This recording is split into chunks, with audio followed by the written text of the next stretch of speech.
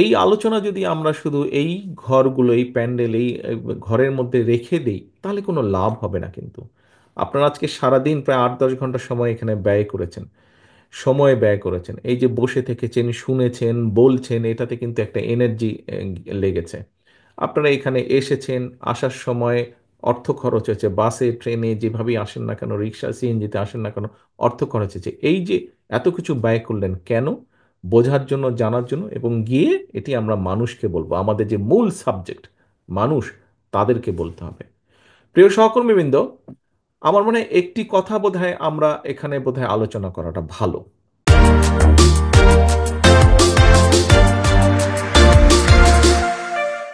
অনেকেই হয়তো বলতে পারেন যে আমরা এত কিছু বলছি, অনেক কিছু সুন্দর সুন্দর কথা বলছি, এগুলা কি শুধু আমরা রাজনীতির জন্যই বলছি নাকি, এগুলা কি আমরা বলার জন্যই বলছি কিনা? হতেও পারে, অনেকে মনে করতে পারে এত কথা, 1 থেকে 31 দফা, 31টা এত ভালো ভালো কথা, সবই কি আমরা করব নাকি? আমি দৃঢ়ভাবে বিশ্বাস করি, এই কারণেই আমি বিশ্বাস করি, দেখেন, আজকে আপনারা এখানে যারা বসে আছেন, প্রত্যেকটা মানুষ অনেক অত্যাচার নির্যাতনের পরীক্ষা দিয়েই আজ এখানে এসে আপনারা উপস্থিত হয়েছেন। আপনারা এখানে এসে আপনারা উপস্থিত হয়েছেন। আপনারা বিভিন্নভাবে মানুষকে প্রতিনিধিত্ব করেই কিন্তু আজ এখানে উপস্থিত হয়েছেন। এই যে আপনি আসার পরে যে আপনাকে একটা কার্ড দেওয়া হয়েছে, যেটি আপনার গলায় ঝুলছে, এখানে আপনার নাম এবং নামের পাশে একটি পদ লেখা আছে। এই পদে আসতে কিন্তু আপনার অনেক সময় লেগেছে, এই পদে আসতে আপনাকে কষ্ট করতে হয়েছে, আপনাকে বিভিন্ন পরীক্ষা দিতে হয়েছে। সেটি সাংগঠনিক পরীক্ষাই হোক, সেটি রাজনৈতিক পরীক্ষাই হোক, কম বেশি পরীক্ষা দিয়ে আপনাকে আজকে এই পর্যায়ে এসে দাঁড়াতে হয়েছে। অর্থাৎ আপনি একটা দায়িত্ব, একটা কর্তব্যের পালনের মাধ্যমেই এখানে এসেছেন। এখন প্রিয় সহকর্মীবৃন্দ, যেহেতু আপনি এখানে একটি পরিচয় এসেছেন, একটি দায়িত্বশীল পদ নিয়ে আপনি এখানে এসেছেন এবং আজকে সারাদিন এখানে যোগদান করেছেন, জেনেছেন, কাজেই আমাদের যে মূল সাবজেক্ট, তাদের কাছে আমাদের যেতে হবে। তাদের কাছে গিয়ে তাদেরকে বলতে হবে, জনগণকে, যে আমরা এই করব। বলতেই পারে কেউ যে এতগুলো 31টা দফা করবেন, আপনারা এত কথা বলছেন, এগুলো কি বলার জন্য? দেখুন, আমরা যে বলার জন্য বলছি না, আমরা যে এই কাজগুলো করার জন্যই করছি, তার অনেকগুলো কারণ, উদাহরণ আছে। বিএনপি তো এই দেশে খাল খননের মাধ্যমে পানির সমস্যা যেরকম সমাধান করেছিল, একই সাথে খাদ্য উৎপাদন দ্বিগুণ করেছিল, করিনি আমরা? বিএনপি তো এই দেশ থেকে খাদ্য রফতানি করেছিল, করিনি আমরা?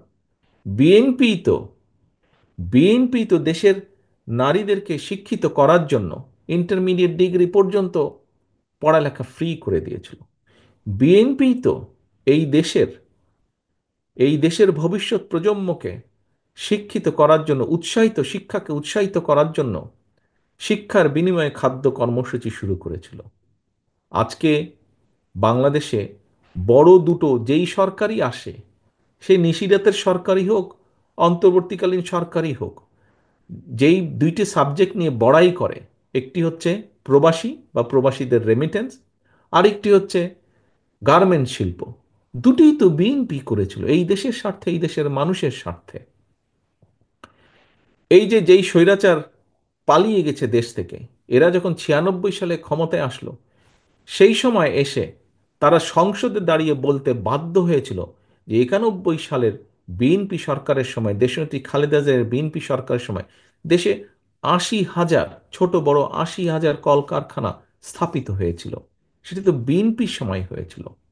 আমাদের সময়ই আমাদের সময় তো আমাদের বিরুদ্ধে সংবাদপত্র কত কি লিখেছে। আমাদের সময় সংবাদপত্র আমার বিরুদ্ধে, ম্যাডামের বিরুদ্ধে, দলের বিরুদ্ধে, দলের বহু নেতাকর্মীর বিরুদ্ধে লিখেছে। কিন্তু আমরা বলেছি যে আমরা বাক স্বাধীনতায় বিশ্বাস করি। যখন আমরা এর আগে দেশ পরিচালনায় ছিলাম, আমাদের সময় তো পত্রিকার সম্পাদকদের বিরুদ্ধে শত শত মামলা হয়নি, যেমন আমাদের বিরুদ্ধে, আমাদের নেতাকর্মীদের বিরুদ্ধে হয়েছে। একইভাবে যদি বলতে হয়, কোথায় আমরা যখন দেশ পরিচালনার দায়িত্বে ছিলাম, তখন কি গুম খুন হয়েছিল? আমাদের স্থায়ী কমিটির সদস্য জনাব সালাউদ্দিন আহমেদকে ধরে নিয়ে সীমান্তের ওপারে ফেলে দেখা হয়েছে। আমাদের ইলিয়াস আলী সংসদ সদস্য সহ আমাদের শত শত নেতাকর্মীকে গুম করা হয়েছে, খুন করা হয়েছে। কোথায়? বিএনপির সময় কি এরকম হয়েছে? বিএনপির সময় তো এরকম হয়নি। কারণ আমরা গণতন্ত্রে বিশ্বাস করি, আমরা বাক স্বাধীনতায় বিশ্বাস করি। আমরা অতীতে এই কাজগুলো করে এসেছি। অতীতে যেহেতু আমরা এই কাজগুলো করে এসেছি, শিক্ষার জন্য কাজ করে এসেছি আমরা, প্রমাণ আছে। খাদ্য উৎপাদনের জন্য কৃষকদের জন্য কাজ করে এসেছি, প্রমাণ আছে অতীতে। আমরা দেশের নারীদের স্বাধীনতার জন্য কাজ করেছি, তার প্রমাণ আছে। দেশের শিল্প উৎপাদন বাড়ানোর জন্য শিল্প প্রতিষ্ঠা করা হয়েছে বিএনপি সরকারের সময়, তার প্রমাণ আছে। যেহেতু আমরা অতীতের, আমরা যখন দায়িত্ব পেয়েছি আমরা ভালো কাজ করার চেষ্টা করেছি, করেছিও বহুলাংশে, তার প্রমাণ আছে। এবং এটিই প্রমাণ করে যে ভবিষ্যতে আমরা সুযোগ পেলে ইনশাল্লাহ আমরা এই 31 দফা পর্যায়ক্রমিকভাবে বাস্তবায়ন করব।